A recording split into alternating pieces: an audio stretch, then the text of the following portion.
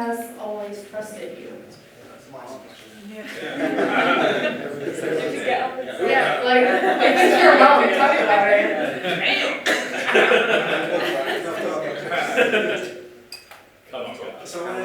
I think this is a quite easy question. Like it's not getting as deep as the one before. I think. I'll sit. Great. Hope more are sitting, joining. Join you. Yeah, my man. And then we're waiting for yes. Love it. Thank you. I said mom, but I don't think your mom always trusts you. So I don't think everyone always trusts you.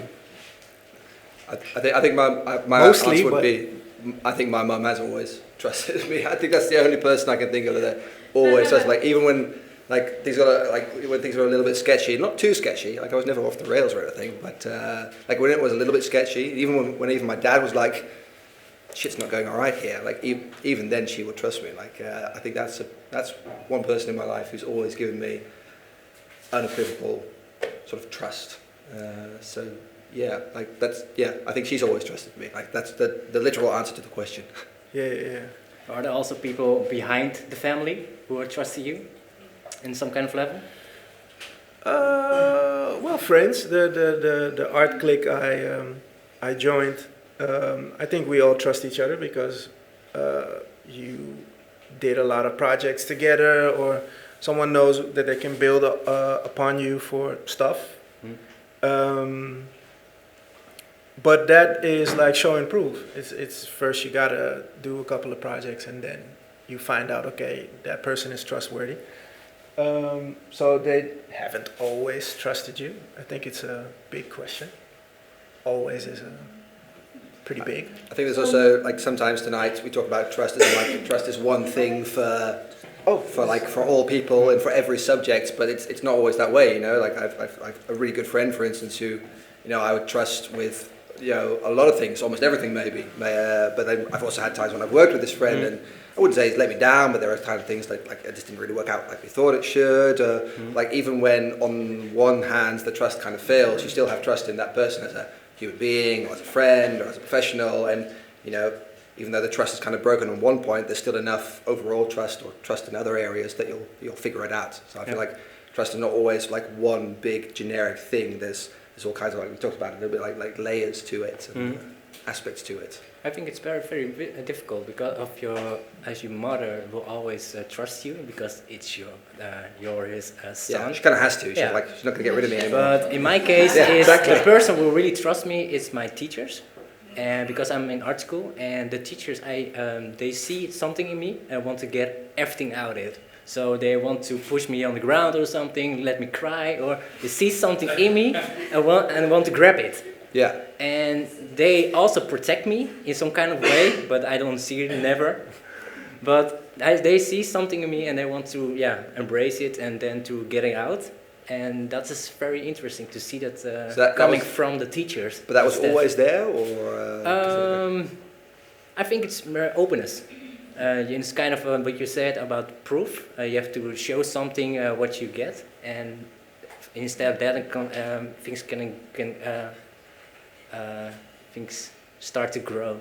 And I feel like for that to happen, there has to be a base layer of trust in the being. And people just now talked about like trusting everyone, and I think that's true. Like I think you go into a conversation with someone, or you meet a new person with a basic level of trust and respect for that person. I was it's very difficult when people say like, oh no, you have to earn my respect. So like, no, we can have like a basic level of respect for people, and we can have a basic level of trust, and there's always that foundation between people, I think and I hope, and that's what I believe, and then you just hope that kind of grows from there. So in that theory, like your teachers had a basic level of trust in you, and then based on your interaction with them, that just grew and became stronger over time.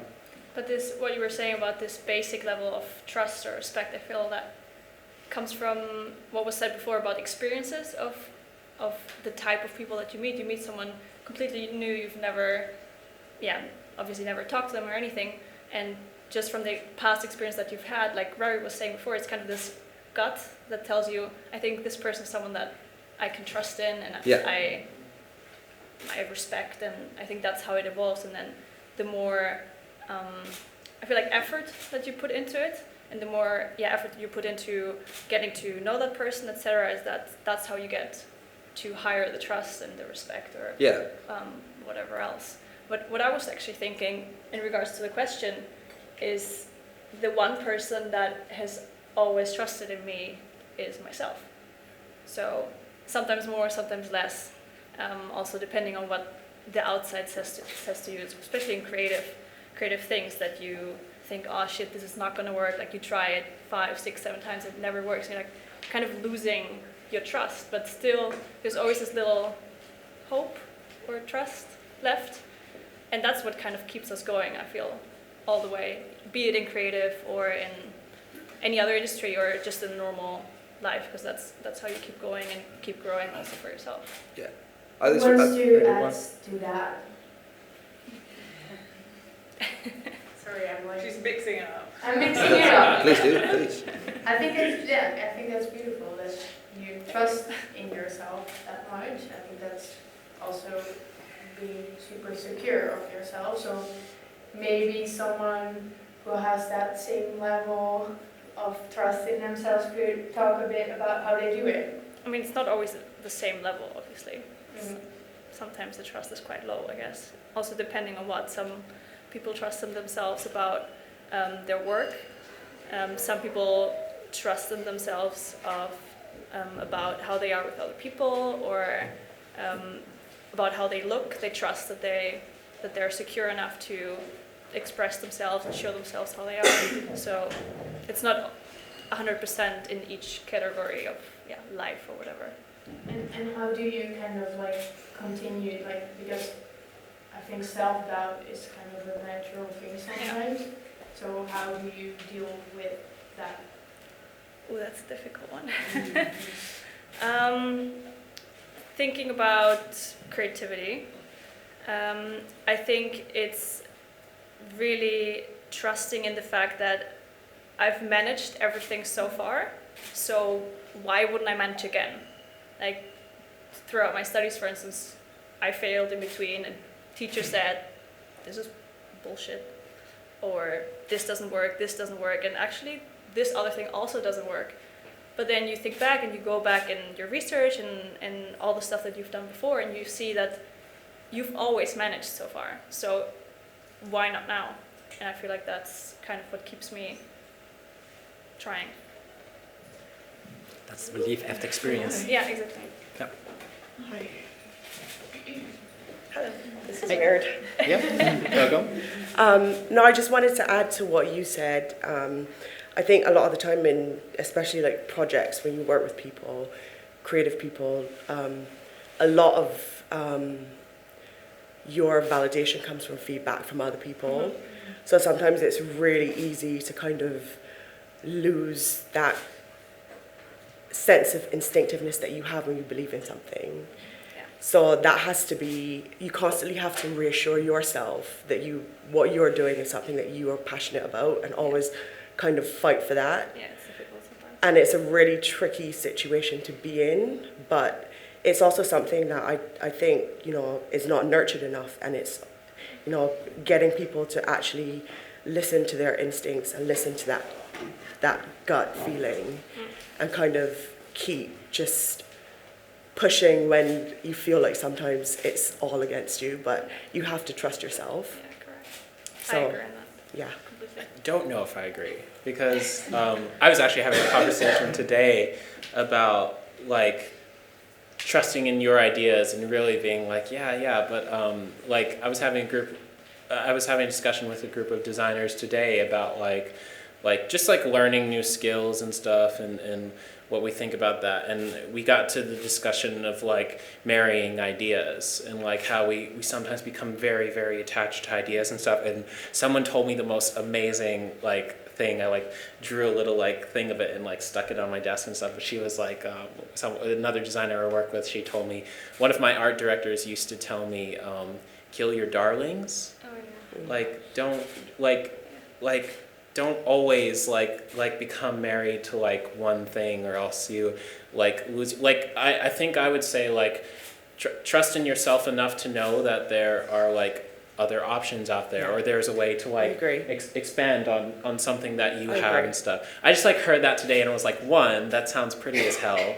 and two, it's a really good like approach. Especially, I mean, I work in a team and I have to kind of like defer into other people, and it's great because we get feedback from each other and stuff. And I am finding myself very much like transitioning from this kind of like university stage where you're like, I'm always right, and I really think this and what my professors say don't matter, going into working in the real world with a team of real people on like real things that matter, and having to be open to like what other people have to say. Yeah, no, I definitely agree with that. But I think my point is I just lost my train of thought. No, it's okay. Just kind of also obviously always being open for collaboration, but just kind of knowing that, you know, you don't take things super personal, but also still nurturing that thing inside of you when you feel like shit. But just knowing when you have to like kind of step back, recharge, and part of that is also being open for criticism, you know. But just like kind of learning that and understanding that, and just developing that side of you like more, maybe. I also think it's about a balance. It's not only about pushing your own ideas through or only listening to what other people say. It's finding this balance between trusting in maybe the initial idea that you have or had, and also killing it maybe in order to give space to find a new idea. Yeah, that is like a learning process, right? Yeah, like, exactly.